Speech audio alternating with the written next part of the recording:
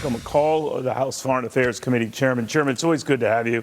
Thank you for taking the time. Thanks, Neil. The war is widening. That's pretty clear if you look at what Hezbollah has been doing to the north and, of course, what Hamas has already done along the Gaza area. That was just the scenario that a lot of people feared. What do you make of it? Well, that is a nightmare scenario. To contain this war in Gaza is really the key here. If it escalates with Hezbollah to the north out of Lebanon, they have 100,000 rockets, Hezbollah does, which would overload the Iron Dome.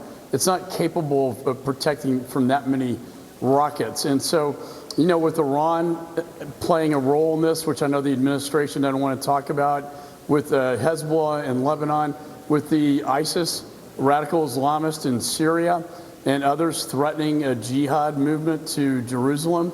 The last thing we want is an escalation of this war, and the best way to do that is through deterrence by sending our aircraft carriers and frigates to the Mediterranean as a warning sign not to escalate. You know, Chairman, you talk about warning signs. Our own Jackie Heinrich had raised this with John Kirby at the White House today, whether there had been, you know, early signals or warnings of this attack last week by Hamas. This is from the White House briefing a few moments ago. Can you speak to the reports that Israel was warned by Egypt? I can't. McCaul from Foreign Affairs made that allegation this morning, saying that that was something that members were told on the Foreign Affairs Committee. So has that been discussed at all, or is that something you're looking into?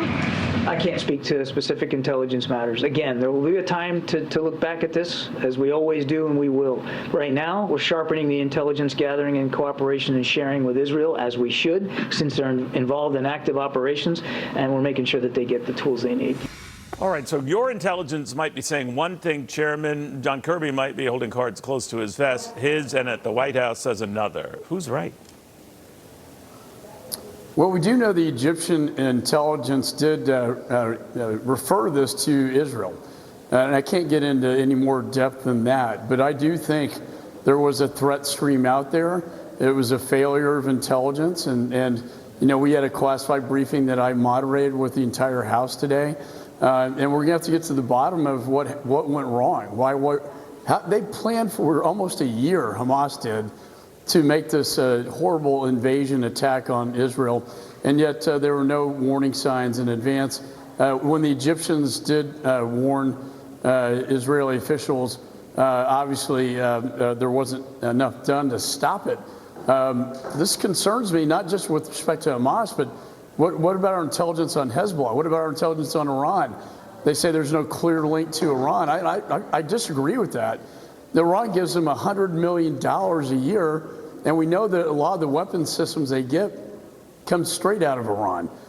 So the idea that Iran's not complicit or doesn't have any fingerprints on this is absolutely laughable, I think, from an intelligence standpoint. Though, Chairman, you raised a valid point in Iran. A lot of people are wanting to know whether this is just semantics the administration is playing, is what type of aid or planning was involved here. But back to this Egyptian warning, was it to the point of saying Hamas was going to lead a multi-pronged attack on Israel? Was it that blunt, that blatant? You know, again, I can't get into specific details, but a warning was made from the Egyptian intelligence to the Israelis. What did our IC community know about this? It's unclear. The answers are not very good today, to be honest with you.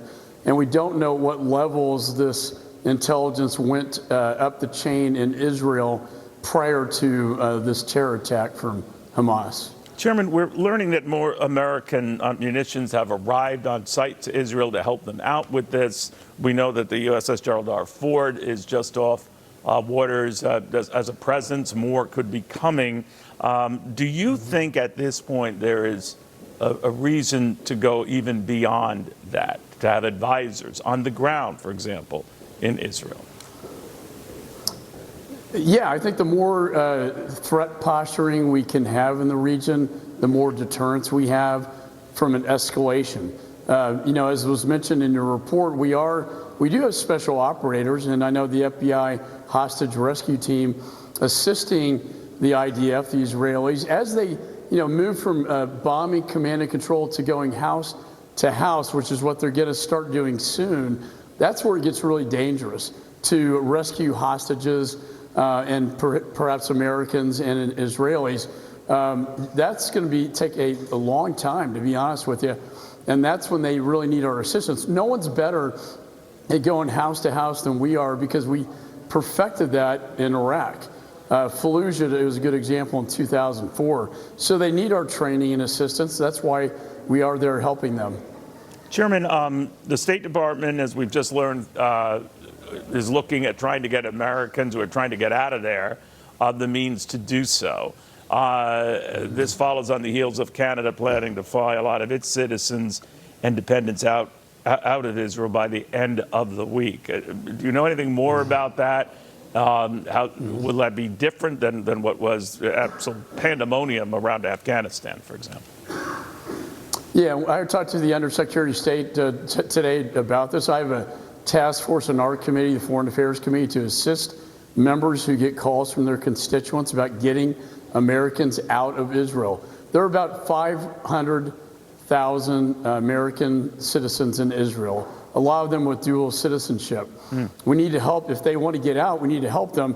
What I worry about are the almost 20 Americans that are unaccounted for now, and we don't know where they are, whether they've been killed or taken hostage and taken into Gaza. And I will say, Neil, I was in the kibbutz a year ago with Kevin McCarthy, to that very community that was overrun by Hamas, and they massacred that entire village that we were in, and then went into the daycare center and killed the children that I saw a year ago, and decapitated children and babies. This is like beyond the pale. It's terror, it's evil at its worst. You know, I know you can't share much intelligence, and I respect that, Chairman, but I would be curious your own take on what would compel Hamas to do something like this. Now, of course, it's had control over the Gaza since, 2007. There have been 3 or 4 major incursions, some call them outright wars, under their control, but nothing ever like this. There might be a search to trigger a jihad or something that Ayatollah Khomeini wanted after 9/11, or something grander. Do you know of anything beyond just the brutality that would trigger it, that would make them think, Hamas think, that this strategy was a winner for them? Well, you're right. It's the largest, I think, terror attack by Hamas. It was the 50th year anniversary of Yom Kippur, and also the anniversary of Anwar Sadat's assassination. Exactly. However, I think there are larger forces at play here. Remember, Iran is tied to Russia, which is tied to China, North Korea. We don't really know. I do know that Iran had a major factor in this, even though the administration won't admit that. But I think your question is very valid. Why now, and why so massive? And I think the anniversary had a lot to do with it. Yeah, and they've had to know, to your point, that the Israeli response would be, as it's turned out to be, massive, and 10, maybe 100-fold, to make the point that this was an unwise, horrific decision on the part of Hamas. Maybe we'll get to know soon. While I still have you, sir, of course, it looks like Republicans might have settled on this speaker issue around Steve Scalise. We're told that Jim Jordan will throw his support behind him. The only issue is when all of that's going to happen. Do you know?